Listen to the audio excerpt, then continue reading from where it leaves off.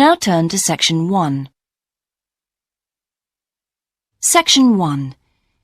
You will hear a conversation between two friends called George and Nina about a summer music festival. First, you have some time to look at questions 1 and 2.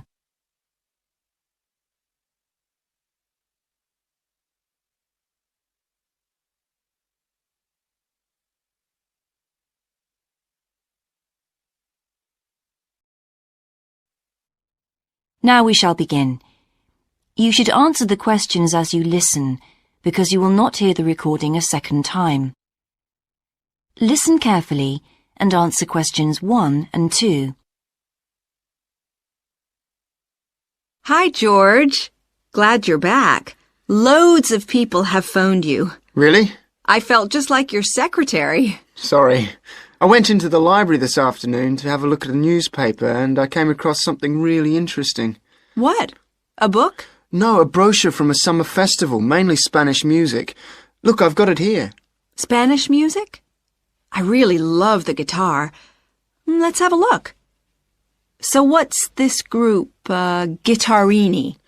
They're really good. They had a video with all the highlights of the festival at a stand in the lobby to the library, so I heard them. They play fantastic instruments, drums and flutes and old kinds of guitars. I've never heard anything like it before. Sounds great. Okay, shall we go then? Spoil ourselves? Yes, let's. The only problem is there aren't any cheap seats. It's all one price. Well, in that case, we could sit right at the front. We'd have a really good view. Yeah, though I think that if you sit at the back, you can actually hear the whole thing better. Yes. Anyway, we can decide when we get there. Before you hear the rest of the conversation, you have some time to look at questions 3 to 10.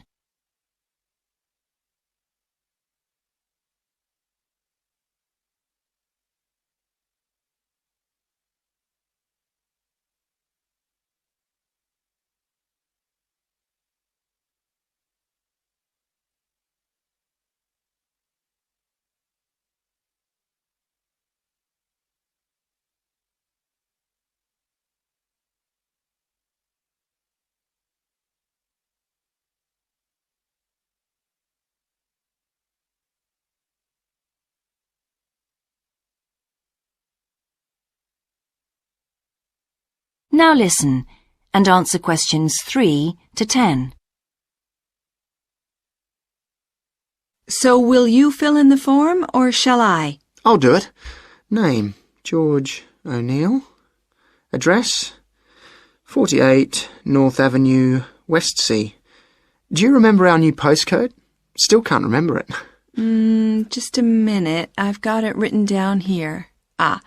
WS6 2YH. Do you need the phone too? Please. I'm really bad at numbers. 01674 553 242. So let's book 2 tickets for Guittarini. Okay. If you're sure $7.50 each is all right. How do you feel about the singer? I haven't quite decided. But I've noticed something on the booking form that might just persuade me. What's that then? Free refreshments. Really? Yes, look here. Sunday, 17th of June. Singer. Ticket, £6, includes drinks in the garden. Sounds like a bargain to me. Yes. Let's book 2 tickets for that. So, what else? I'm feeling quite keen now.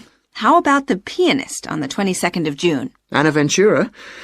I've just remembered that's my evening class night. That's okay. I'll just have to go on my own. But we can go to the Spanish dance and guitar concert together, can't we? Yes, I'm sure Tom and Kieran would enjoy that too. Good heavens, £10.50 a ticket. I can see we're going to have to go without food for the rest of the week. We'll need to book 4.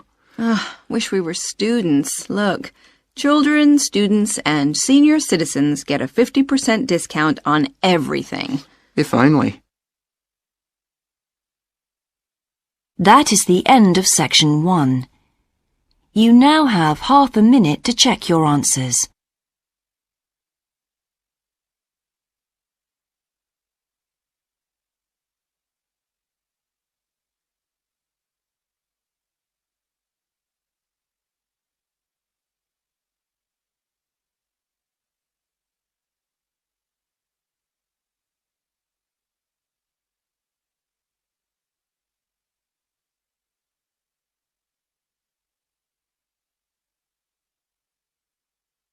Now turn to Section 2. Section 2. You will hear the education officer of a dinosaur museum giving information to some teachers who are planning a school visit. First, you have some time to look at questions 11 to 15.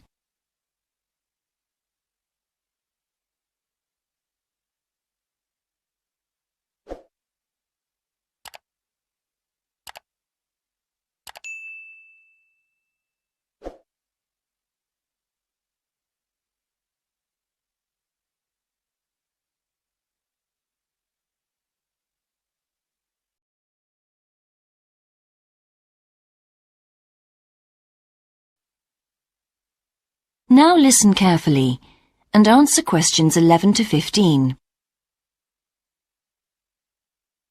Hello, and thank you for asking me to your teachers' meeting to talk about the Dinosaur Museum and to tell you a bit about what you can do with your students there. Well, let me give you some of the basic information first. In regard to opening hours, we're open every day of the week from 9 a.m. to 8 p.m. except on Mondays, when we close at 1:30 p.m. And in fact, the only day in the year when we're closed is on the 25th of December. You can book a guided tour for your school group any time that we're open. If you bring a school group to the museum, when you arrive, we ask you to remain with your group in the car park. One or more of the tour guides will welcome you there and brief you about what the tour will be about. We do this there because our entrance is quite small and we really haven't got much room for briefing groups in the exhibition area.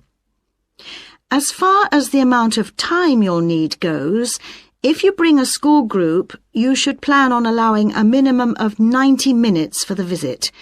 This allows 15 minutes to get on and off the coach, 45 minutes for the guided tour, and 30 minutes for after-tour activities. If you're going to have lunch at the museum, you will of course have to allow more time. There are 2 cafes in the museum with seating for 80 people. If you want to eat there, you'll need to reserve some seating, as they can get quite crowded at lunchtime. Then, outside the museum at the back, there are tables, and students can bring their own lunch and eat it there in the open air. Before you hear the rest of the talk, you have some time to look at questions 16 to 20.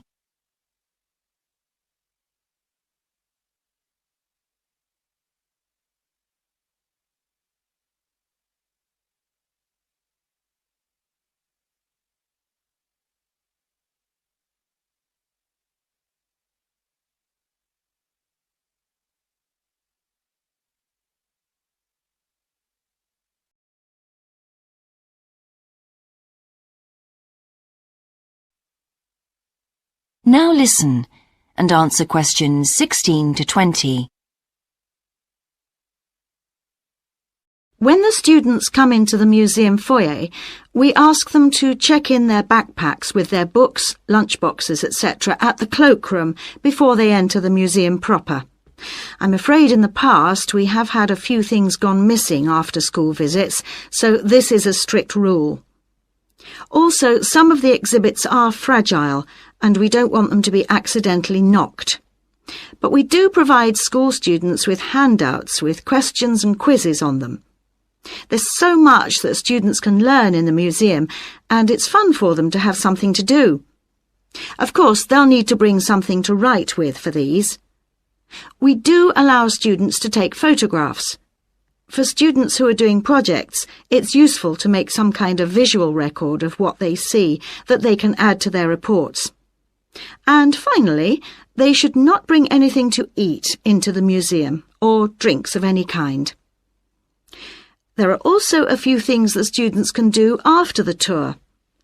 In the theaterette on the ground floor, there are continuous screenings of short documentaries about dinosaurs which they can see at any time. We used to have an activity room with more interactive things like making models of dinosaurs and drawing and painting pictures, even hunting for dinosaur eggs. but unfortunately the room was damaged in a bad storm recently when water came in the roof, so that's closed at the moment. But we do have an IT centre where students have access to CD-ROMs with a range of dinosaur games.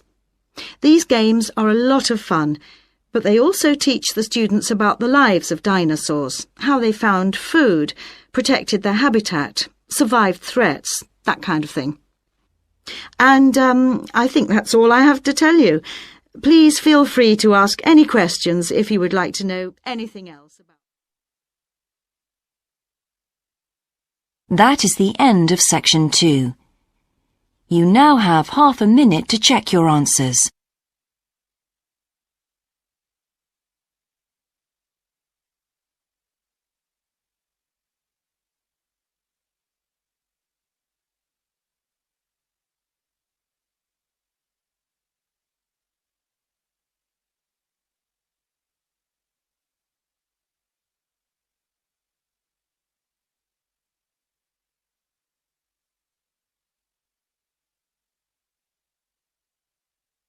Now turn to section 3. Section 3. You will hear a student called Sandra talking to her tutor about a draft proposal she has written for a competition. First, you have some time to look at questions 21 to 24.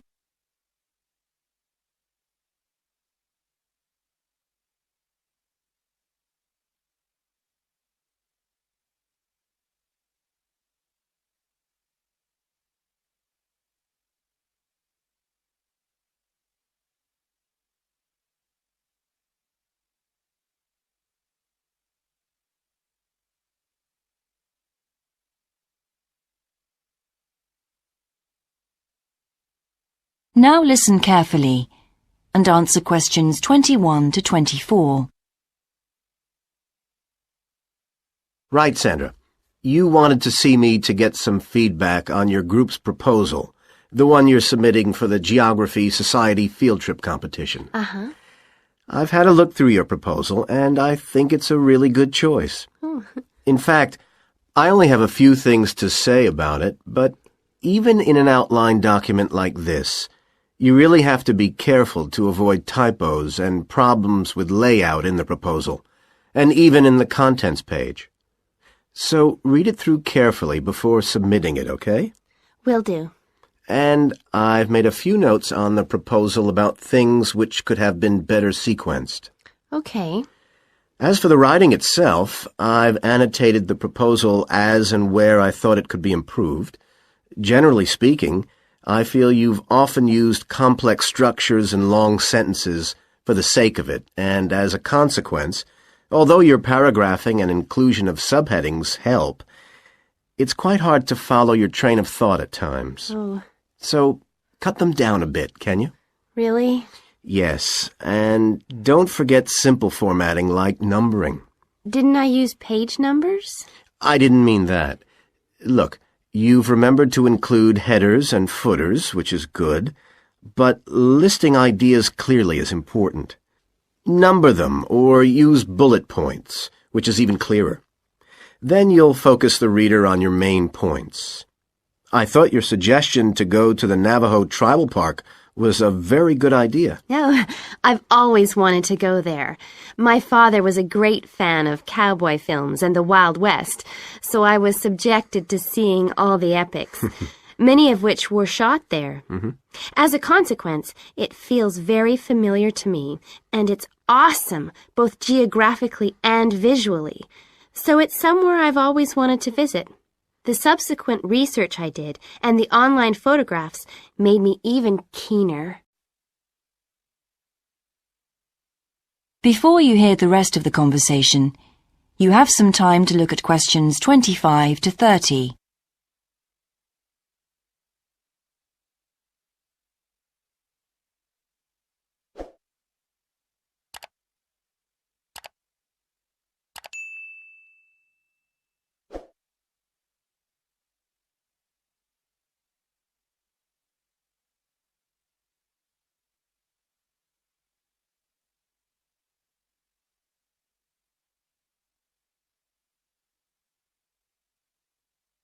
Now listen and answer questions 25 to 30. Interesting. Right, let's look at the content of your proposal now. Did you find it comprehensive enough? Well, yes and no. You've listed several different topics on your contents page, but I'm not sure they're all relevant. No? Well, I thought that from the perspective of a field trip, one thing I needed to focus on was the sandstone plateau and cliffs themselves. The way they tower up from the flat landscape is just amazing. The fact that the surrounding softer rocks were eroded by wind and rain, leaving these huge outcrops high above the plain. It's hardly surprising that tourists flock to see the area. Well, yes, I'd agree with including those points. And then the fact that it's been home to Native American Navajos and all the social history that goes with that. The hardships they endured trying to save their territory from the invading settlers.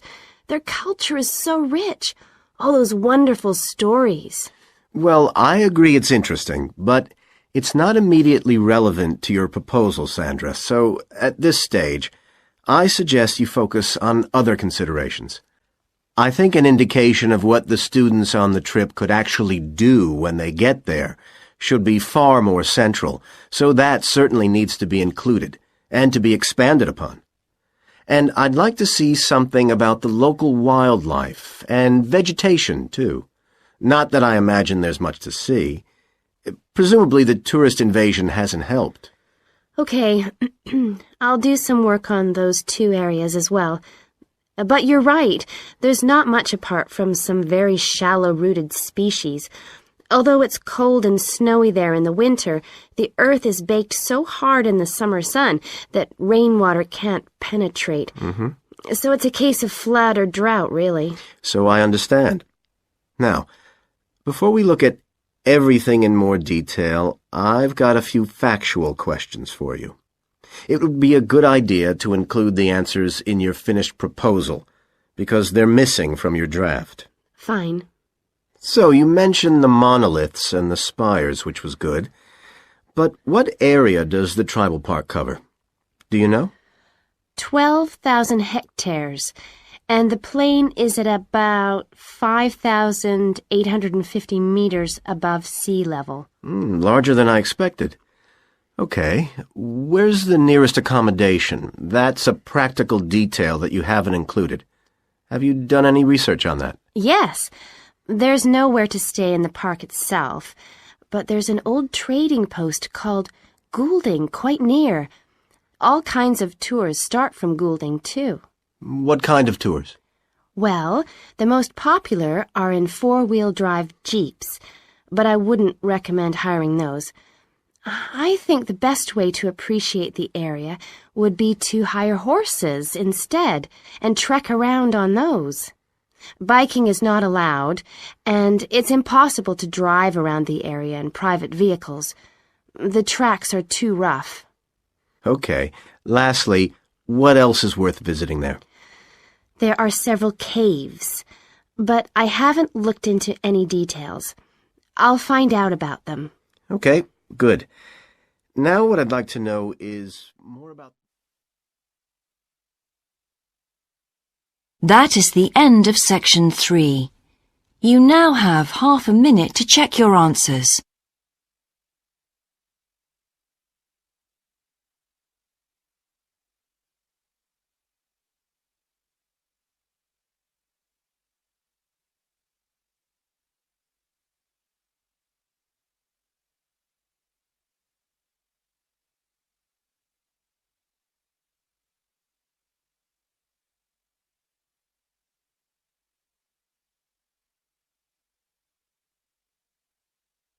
Now turn to section 4. Section 4. You will hear a lecturer's introduction to a geography module. First, you have some time to look at questions 31 to 40.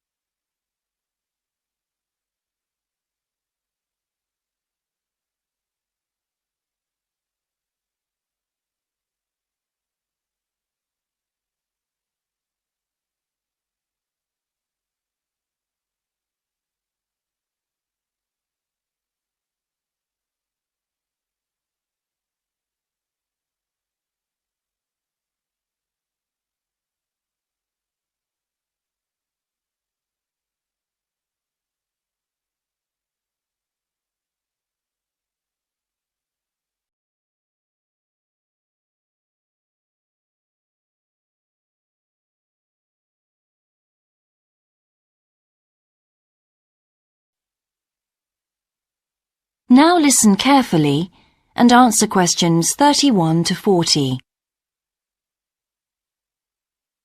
So, welcome to your introductory geography lecture. We'll begin with some basics. Firstly, what do we learn by studying geography? Well, we learn a great deal about all the processes that have affected and that continue to affect the Earth's surface. But we learn far more than that, because studying geography also informs us about the different kinds of relationships that develop between a particular environment and the people that live there. Okay, we like to think of geography as having two main branches. There's the study of the nature of our planet, its physical features, what it actually looks like, and then there's the study of the ways in which we choose to live and of the impact of those on our planet. Our current use of carbon fuels is a good example of that. But there are more specific study areas to consider too, and we'll be looking at each of these in turn throughout the semester. These include biophysical geography, by which I mean the study of the natural environment and all its living things. Then there's topography. That looks at the shapes of the land and oceans. There's the study of political geography, and social geography too, of course, which is the study of communities of people.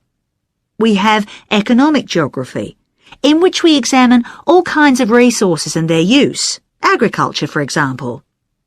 Next comes historical geography, the understanding of how people and their environments and the ways they interact have changed over a period of time.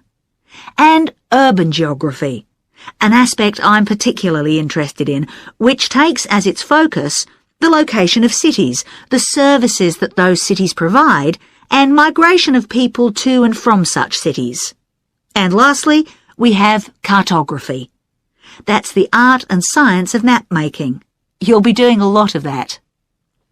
So, to summarise before we continue, we now have our key answer.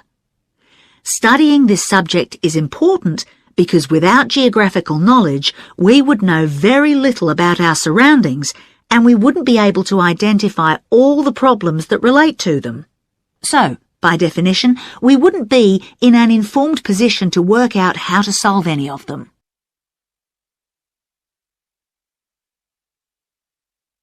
Okay, now for some practicalities. What do geographers actually do? Well, we collect data to begin with. You'll be doing a lot of that on your first field trip. How do we do this? There are several means. We might, for example, conduct a census, count a population in a given area perhaps. We also need images of the Earth's surface which we can produce by means of computer generation technology or with the help of satellite relays. We've come a very long way from the early exploration of the world by sailing ships, when geographers only had pens and paper at their disposal. After we've gathered our information, we must analyse it. We need to look for patterns, most commonly those of causes and consequences. This kind of information helps us to predict and resolve problems that could affect the world we live in. But we don't keep all this information confidential. We then need to publish our findings so that other people can access it and be informed by it. And one way in which this information can be published is in the form of maps. You'll all have used one at some stage of your life already. Let's consider the benefits of maps from a geographer's perspective. Maps can be folded and put in a pocket, and can provide a great store of reference when they're collected into an atlas. They can depict the physical features of the entire planet if necessary, or just a small part of it in much greater detail. But there is a drawback. You can't exactly replicate something that is three-dimensional, like our planet, on a flat piece of paper, because paper has only 2 dimensions. And that means there'll always be a certain degree of distortion on a map. It can't be avoided. We can also use aerial photographs, pictures taken by cameras at high altitude above the Earth. These are great for showing all kinds of geographical features that are not easy to see from the ground.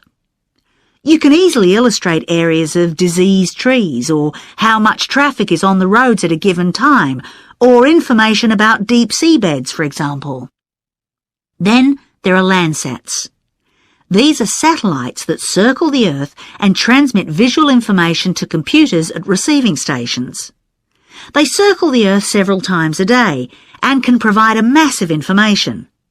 You'll all be familiar with the information they give us about the weather, for example. So, what we're going to do now is look at a short presentation in which you'll see all these tools. That is the end of section 4. You now have half a minute to check your answers.